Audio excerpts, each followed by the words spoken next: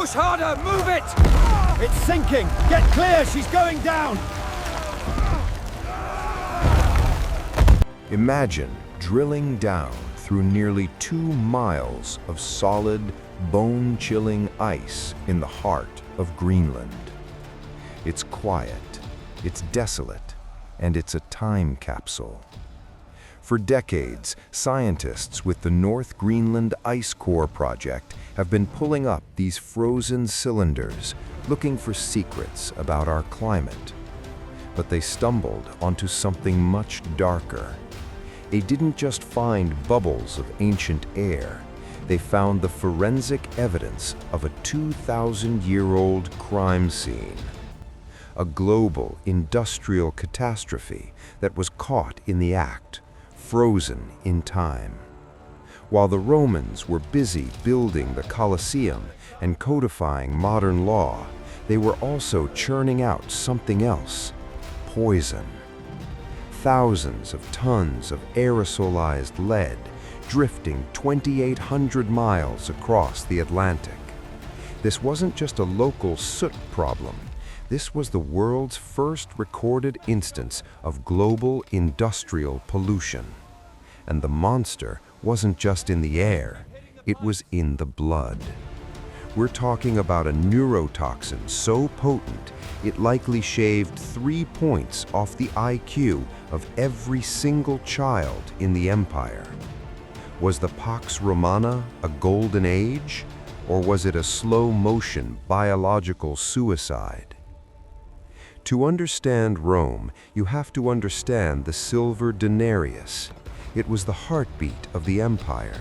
It paid the legions, built the roads, and kept the peace. But there's a catch.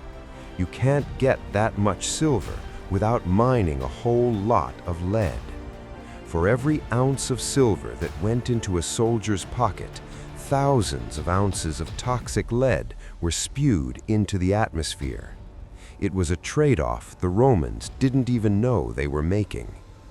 It was everywhere.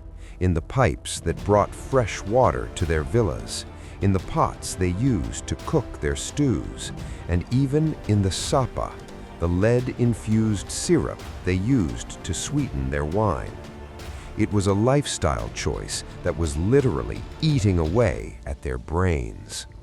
The central question we're asking today is chilling.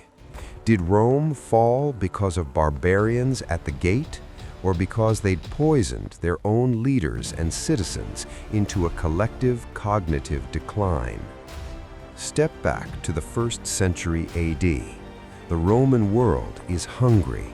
It's a superpower with a massive overhead, a 1 million-man army, and a bureaucracy that spans 3 continents.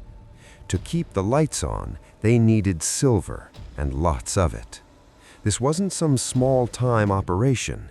This was state-sponsored industrialization on a scale the world wouldn't see again for another 1,700 years. They turned the mountains of Spain into a giant churning machine for metal. How do we know the scale of this? The ice doesn't lie. During the height of the Pax Romana, the air was thick with it. Research shows that more than 500,000 tons of lead were pumped into the atmosphere during this era. Think about that. In the 1st century, near the smelting hubs, air lead levels hit 150 nanograms per cubic meter. In a modern city, that would trigger a public health emergency. But for the Romans, that was just the smell of money. It was progress. They thought the thick white smoke from the furnaces was a sign of a booming economy. They called it the glory of the empire. But the stakes couldn't have been higher. Lead is a ghost. It has no smell, no taste, and 0 biological use for a human. Once it gets into your system, it stays. It's a persistent neurotoxin that doesn't just make you sick, it makes you less you. It attacks the very things that made Rome great: its administrative brilliance, its strategic mind, and its social stability. To understand the sheer scale of the poison, we first have to look at the machines that created it. The Romans didn't just mine mountains, they wrecked them. They called it the Ruina Montium, literally the wrecking of the mountains. Was this efficient? You bet it was. But it was also a masterpiece of geological violence. Their engineers would spend months carving miles of tunnels, or arugia, deep into the mountain's belly. They were looking for a structural sweet spot. By gutting the mountain from the inside out, they were using Hooke's law before anyone knew what to call it, reducing the mountain's internal support until it was standing on a prayer. Then comes the water hammer. Imagine 18,000 tons of water, that's about 7 Olympic-sized swimming pools, released in a matter of seconds. It hits those dead-end tunnels at terminal velocity. Since water doesn't compress, that kinetic energy has nowhere to go but through the rock. The pressure wave is so massive that it causes the entire mountain face to undergo a controlled collapse.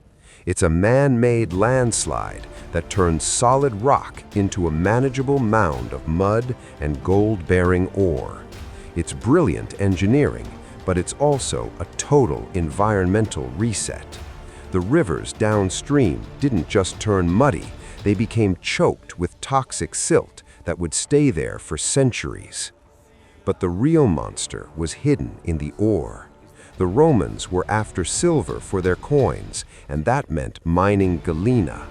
This stuff is a silver-lead sandwich, and separating them is a nightmare. For every single ounce of silver they minted into a denarius, they had to process thousands of ounces of lead. This is where the cupellation process comes in. They'd melt the alloy at a blistering 1,000 degrees Celsius and blast it with air. The lead would oxidize into litharge, a molten yellow scum, while the silver stayed pure. The problem? That scum didn't just stay in the furnace. A massive chunk of it escaped into the sky as fine, white dust. These particles were 100 times smaller than a human hair. They were light enough to stay airborne for weeks and travel thousands of miles. This was the world's first industrial smog. It didn't matter if you were a senator or a slave. If you were breathing the air of the Pax Romana, you were breathing in a neurotoxin that was slowly, silently rewiring your brain. But the air was just the beginning.